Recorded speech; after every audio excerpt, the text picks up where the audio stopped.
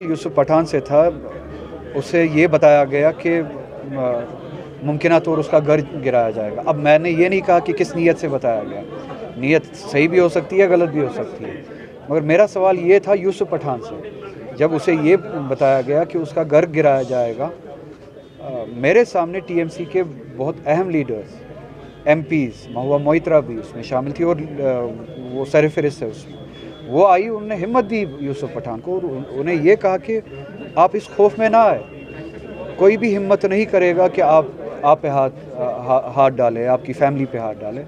हम सब एक है, हमारी जमात एक है, हम आपके पीछे खड़े हैं। और मुझे उस वक्त हैरत हुई, मैं अपने बारे में सोच रहा था, काश मेरी तंजीम मेरी पुश्तबानी इस तरह से करती, हौसला अफजाई इस तरह से करती, मैं तो इससे भी 10 गुना ज़्यादा लड़ाई लड़ता। एक एमपी लड़ाई लड़ रहा है, किसी दूसरे एमपी ने उसे या हमदर्दी से या किसी और वजह से ये कहा कि मुमकिन तौर शायद इस लड़ाई की वजह से आपका घर गिराया जाएगा, मगर उस एमपी को हौसला देने के लिए अपनी पार्टी आती है और ये कहती है कि आप खड़े रहो, आप अपने हक के लिए बात करो, हम आपके पीछे हैं, हम आपके साथ हैं, आपके घर का दिफा करना हम सब की जिम्मेदारी है। उसके बावजूद भी अगर उसने ज़मीर का सौदा किया, उसूलों का सौदा किया, बीजेपी के साथ सौदा किया, बीजेपी के सामने झुके, धोखा दिया ममता बनर्जी को, उस मैंडेट को धोखा दिया, वो गुजरात से आया, उसको उस कॉन्स्टिट्यूंसी से इलेक्शन लड़ाया ममता बनर्जी ने, जहाँ से कांग्रेस का कैंडिडेट जीता था, उसके बावजूद भी वहाँ से इलेक्शन लड़ाया गया इस वजह से कि ये गारंटी होगी कि ये सीट बीजेपी के हक़ में नहीं जाएगी जीतने के बाद या जीतने से पहले, और ये वो एमपी होगा जो गारंटी होगा कि जो बीजेपी के ख़िलाफ़ खड़ा रहेगा। अब वही यूसुफ पठान जो है, जब बीजेपी के सामने झुकता है तो ये हैरत की बात है, ये अफसोस की बात है। तो मैंने उसी हवाले से बात की थी। अब कुछ लोग ये कहते हैं कि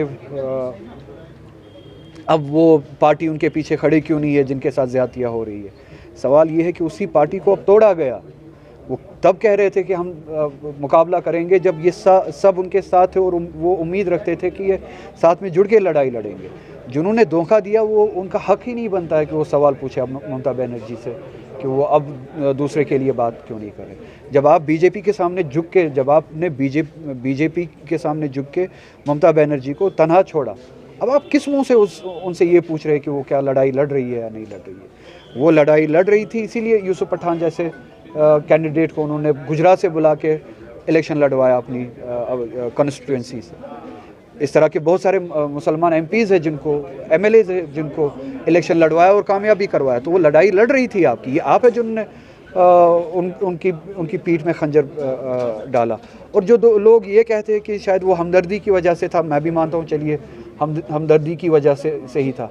क्या हमदर्दी इस मंतक के हिसाब से, इस लॉजिक के हिसाब से, मैं इस हमदर्दी के हवाले से पूरे कौम को ये कहूँ कि अब चूँकि बीजेपी आपके घरों को गिराएगी, अब आप बीजेपी ही ज्वाइन कर लीजिए, अब आप हिंदुत्व ही ज्वाइन कर लीजिए अपने घरों को बचाने के लिए। क्या ये मंतक है? क्या ये हमदर्दी है? अब हम फिर पूरी 25 करोड़ की आवाम को ये कहे कि जिस तरह से बीजेपी और आरएसएस ये कहती है कि घर वापसी करो वरना आपके घर गिराए जाएंगे, वरना आपको दूसरे दर्जे का शहरी बनाया जाएगा, फिर इस मंतक, इस लॉजिक के हिसाब से वो हमदर्दी हम पूरे 25 करोड़ लोगों को दिखाना चाहिए और उन्हें ये कहना चाहिए कि चूँकि आपके घरों पे बुलडोज़र चलाया जाएगा, इसलिए बेहतर है कि आरएसएस जो घर वापसी कहती है वो घर वापसी करिए, बीजेपी ज्वाइन कर लीजिए और अपने हुकूक, अपने मज़हब, अपने शनाख्त को छोड़ दीजिए, अपनी सियासी पहचान को छोड़ दीजिए। ये कोई हमदर्दी नहीं है, इसे सरेंडर कहते हैं, इसे बेगैरती कहते हैं। और उम्मीद है कि जो है अवाम जो है इस लड़ाई को लड़ेगी, कॉन्स्टिट्यूशनल लड़ाई को लड़ेगी, चाहे हिंदू हो चाहे मुसलमान हो। मुसलमान को मुसलमान होने का हक होना चाहिए। मुसलमान को और हिंदू को अगर उनकी आइडियोलॉजी एंटी बीजेपी है, बीजेपी के मुवाफिक नहीं है, उनको बीजेपी की मुखालफत करने का हक होना चाहिए। वो मुखालफत करने का हक कॉन्स्टिट्यूशन देता है। मैं ये नहीं चाहता हूँ कि कोई आके ये कहे क्योंकि बीजेपी की मुखालफत का मतलब बुलडोज़र है, इसलिए बीजेपी के सामने सरेंडर कर। इनके छुपे हुए अहदाफ है, इसमें अज़ाइम है।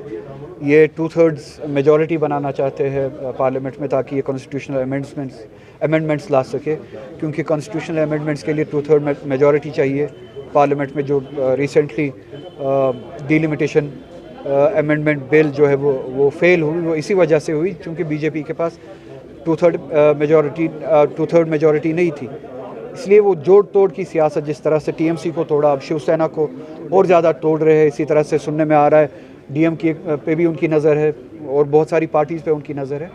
ये जोड़ तोड़ करके इस तरह के लोग, चाहे वो हिंदू एमपीज़ हो चाहे मुस्लिम एमपीज़ हो, जो अपनी गैरत को बेचते हैं या खौफ में आके या पैसों की लालच में, यही जोड़ तोड़ करके बीजेपी वो नंबर जोड़ना चाहते हैं, जिसके ज़रिए शायद उनकी नज़र यूनिफॉर्म सिविल कोड पे भी होगी, वन नेशन वन इलेक्शन पे भी होगी, मुसलमानों से अब उनकी शिनाख्त भी ख़त्म की जाएगी, डाइवर्सिटी जो है वो ख़त्म की जाएगी, फेडरेशन ख़त्म की जाएगी, इसी तरह से डिलिमिटेशन की जाएगी, जिस डिलिमिटेशन में एक ख़ास खित्ते को, हिंदी हार्ट बेल्ट को ज़्यादा फ़ायदा होगा, हम जैसे छोटी रियासतों को, साउदर्न रियासतों को नुकसान होगा।